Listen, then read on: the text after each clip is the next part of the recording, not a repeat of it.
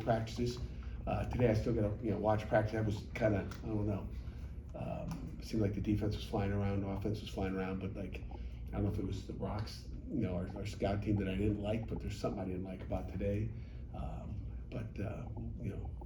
We will evaluate that today and see. But I thought we had really 3 good days.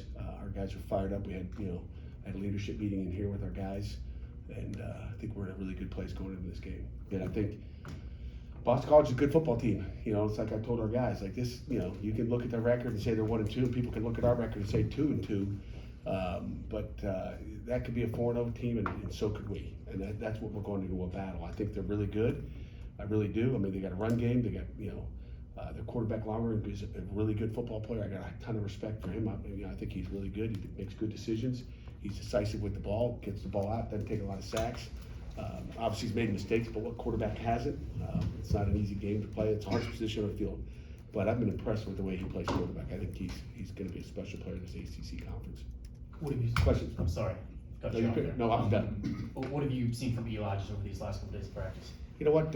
He's had a good week of practice. I've been impressed. Just the way he's bounced back.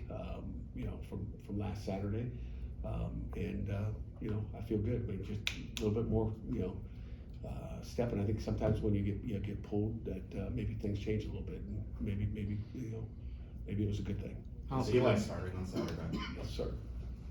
How long is the leash for Eli on Saturday? There's a leash.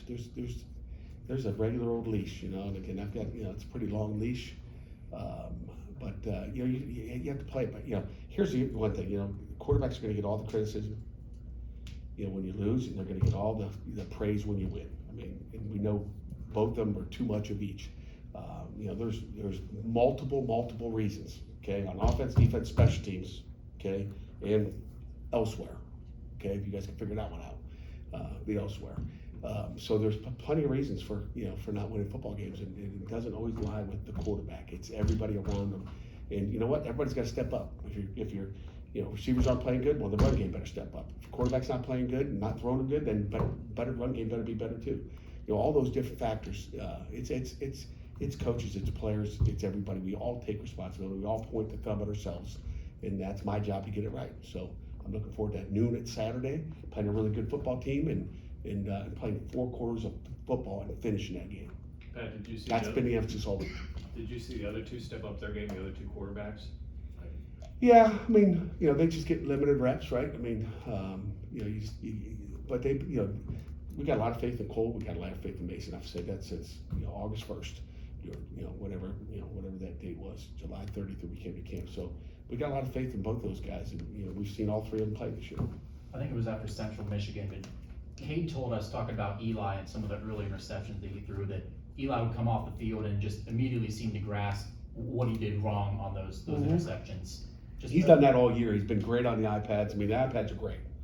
Do you feel the same just a couple weeks later, just after the interceptions have just been more recurring, that he is grasping kind of what went wrong and what not to do? Eli is really smart, but it's one thing to see. I mean, everybody can see it on the iPad. Like I always say in here, we can sit here and run it back and forth and rewind. You see that? You see that? You see that? Yeah, I see it. But things happen faster on the field. You know what I'm saying? So he knows, and everybody knows. But can you fix it? Right? And that's why you get to play these games. That's why we get another opportunity on Saturday. What have you seen from Kenny Johnson this season? I've been impressed with Kenny. I mean, besides a couple of digs that I wish he'd catch and scoop up those balls, you like the balls to be up here instead of down there, make it easier on him. But Kenny's had a good year so far. We got to get him, get him more touches. There's been times when he's open and we don't get him the ball for whatever reason. But I've been impressed with Kenny. I've been impressed with our entire receiver crew, really. When you look at Kenny, Poppy, and Blue, obviously, Blue's had some fabulous catches. And Deuce, Deuce Spann has been really good too. So those are the 4 guys that need to get the ball. Speaking of receivers, you had Sincerely on the probable spot. You said October. He's ready to go. Is he? He's ready to go. He's on scout team every day. We got him on scout team right now. He will be available for 4 games. We'll probably redshirt him. But if crap hit the fan on Saturday, CJ would probably be able to go in there and know exactly what he's doing. He's at every receiver meeting. He's just, he wants to be fully healthy. That's just his mindset, which I can you know, I can get. You know, I want him to be fully healthy. He just wants, I shouldn't say fully healthy. I think he's fully healthy, but he wants to have all the summer prep time to get. He wants to be at his best, which, you know, I think we can all respect. But if we need him, you know, we got him where we want for 4 games, which is a bonus. We saw a little bit more rotation at defensive end because a couple of guys went down. Maverick playing, Nate Temple playing. What did you make out of their snaps, and then do you expect them to play some more this weekend? Well, you know, we'll see where it is, but you know, Temple's really, you know, I think he's gotten healthier the last few weeks. He's playing better football. You know, Maverick gave us a couple snaps, so you know, they're available for sure. What have you seen from Boston College? Because it seems like they like to blitz a lot. I mean, how do you think that kind of factors into Eli's game, I guess? Yeah, I mean, they blitz a lot. It seems, you know, like when we blitz, it's usually 6. When they blitz, it's usually 5. But I'm sure they'll, we're prepared for bringing what we call 7-up, where they've got everybody up like Louisville did. They did a ton of it more than they had coming into the game. So we prepared a ton more, you know, just in case. So we're probably better prepared, thinking, you know, that we're going to get some of that by, you know, everybody's going to copycat, right? Tim Lewis is a smart guy, obviously, because he's a Pitt grad, right? We know that. And so he's smart. He'll probably try to copycat some of the things that Louisville did. So we're prepared when that does come. So you see a bunch of guys lined up on the line of scrimmage. Let's see how we execute. Offensively, they look a little different too. They're throwing the ball a lot more, it seems. I mean, the concepts all kind of look the same, but it's just kind of volume of passes, maybe a little bit more.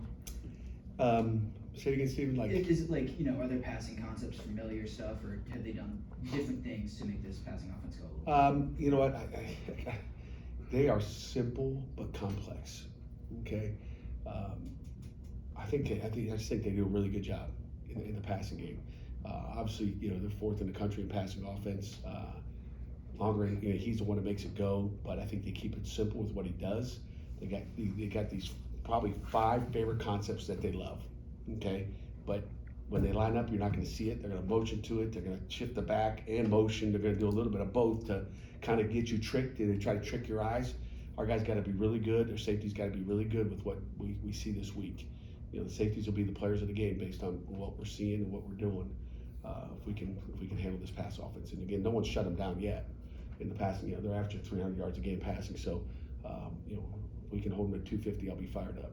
Now, what are they doing to get Bond so many catches? You know, they keep it simple, and I mean, he's you know, he's not a deep ball guy. You know, Harris is, you know, probably their deep ball guy, but you know, he's capable of going deep as well. But you know, just, you know, different concepts. They love him on a mesh concept that he's, you know, they try to get him the ball in the boundary hash a lot. I mean, there's just different concepts that they've got, and again, they dress it up. Whether it's 12 personnel, 11 personnel, they dress it up. They do, I think, a great job. Since you mentioned the safeties, is Kavir a guy who maybe earned some more snaps with his play last week? Absolutely. He played really well last week. I was impressed with, you know, number one, the way he tackled, right? But he did a nice job. It seemed like Cal kind of did not blitz BC as much, and it kind of did slow them down a little bit. Did you see a little bit of that as well? You're saying because they didn't blitz him, you're saying? They didn't blitz him as much, and he threw 2 interceptions Right. last week. I Right. mean, is that something you kind of saw on tape as well? Maybe. I don't know. You said after last week's I wanted to see what your real question was. you said last week that Desmond Reed was close to playing. Do you anticipate him playing on Saturday? We'll find out tonight, Thursday night, find out where he is. It's a big 8 o'clock reveal. Pat, you talked on your radio show last night a bit about 3rd down. I'm curious, just what have, You listen to the radio show? not too deeply, What were you doing? What were you doing while you were listening to the radio show? I have other things going on. I may have heard through the grapevine. Just what has been maybe your diagnosis or diagnoses of just some of the struggles on 3rd down of late? You know, I hope we're out of that 3rd down struggle, because we need to move the sticks and execute on 3rd down. It's the most important play in football. As far as, you know, I should say down in football, it's 3rd down. It doesn't matter what happens on 1st, 2nd, 3rd down, we got to execute. Last week was not a 3rd down and 15 problem. It was more of a, you know, getting just execution and getting the ball to the right guy and seeing the right stuff. And that's our job as coaches to get that done. After 4 games, I mean, how do you handle redshirt situations with like freshmen? I guess, do you have to be as fluid as you are with a guy like CJ, like saying, you know, break pass case of emergency? How do you approach that? Yeah, I mean, there's really nobody that we haven't questioned, and I'm hoping that maybe that five game rule goes through, 5 for 5. So, we're going. There's the guys that have been playing are going to be playing, and we're not. CJ Lee's not redshirting. Boosie's not redshirting. He's going to play. We think he's good enough to help us win right now. So, anybody else you can think of? What about Keith, medical redshirt? We would love to get him a medical redshirt. Keith, saw him and his mom last night. He's doing well. But that was a tough one right there. Feel bad for him.